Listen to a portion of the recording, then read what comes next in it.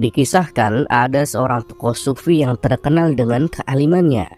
Ia juga disegani oleh penduduk setempat sebagai sosok ulama yang karismatik.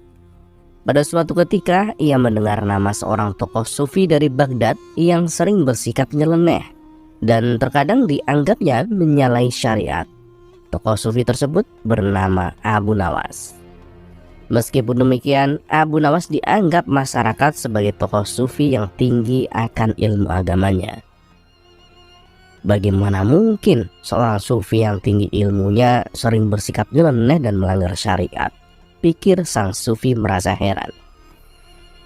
Karena penasaran, ia pun berencana untuk pergi ke Baghdad menemui Abu Nawas.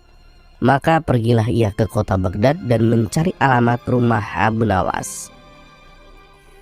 Setelah bertanya kepada beberapa warga, akhirnya sampailah ia di kediaman Abu Nawas.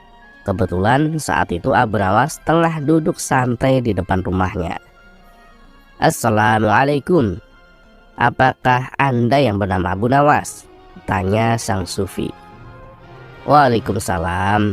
Benar, saya Abu Nawas. Lalu Anda siapa? Dan dari mana Anda?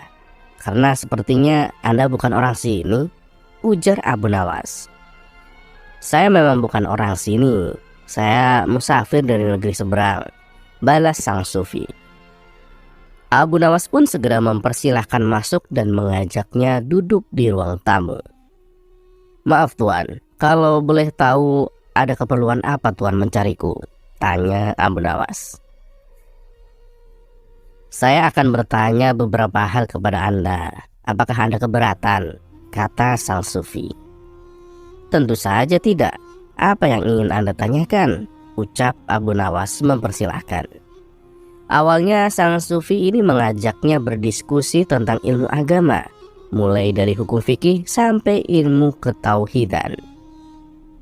Mendengar cara bicara dan pengetahuannya, barulah Abu Nawas menyadari bahwa tamu yang dihadapannya adalah seorang ulama yang berilmu tinggi.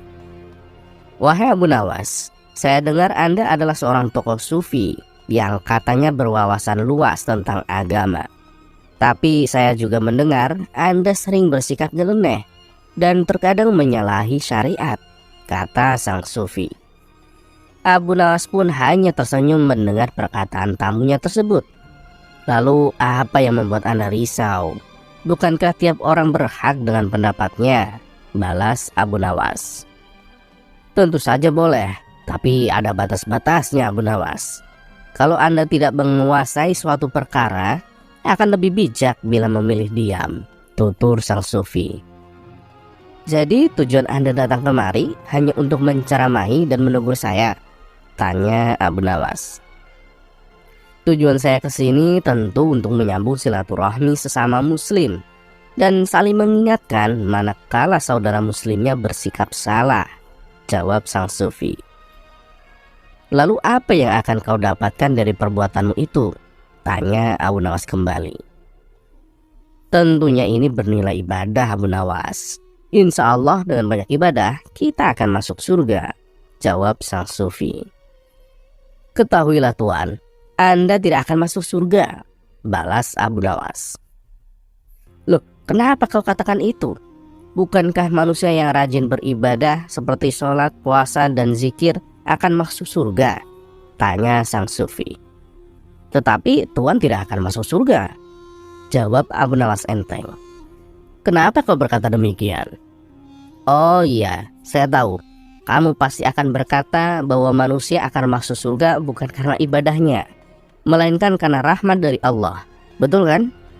Tapi kan untuk mendapatkan rahmat dari Allah, kita harus menjalankan perintahnya dan menjauhi larangannya, seperti menjalankan sholat, puasa, dan zikir," tutur sang sufi.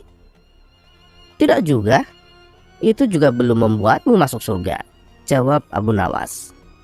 Mendengar hal itu, sang sufi mulai emosi. "Kamu memang benar-benar sesat Abu Nawas. Kamu berani mengingkari hadis Nabi," bentak sang sufi. "Loh, kenapa Anda buru-buru emosi? Sedangkan Anda belum mendengar penjelasan saya," balas Abu Nawas. "Baik, Kalau memang dengan rajin beribadah dan mendapatkan rahmat Allah kau anggap tidak bisa masuk surga, lalu perbuatan apa yang bisa membuat seseorang masuk surga? Tanya sang sufi menahan emosi. Ya, Anda harus mati terlebih dahulu. Tanpa kematian, mana mungkin manusia bisa masuk surga, kata Abu Nawas menjelaskan. Mendengar penjelasan tersebut, sang sufi pun langsung menjadi malu.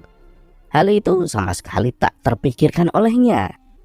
Tak ingin menahan rasa malu berkepanjangan, sang sufi lalu memohon diri untuk pamit pulang.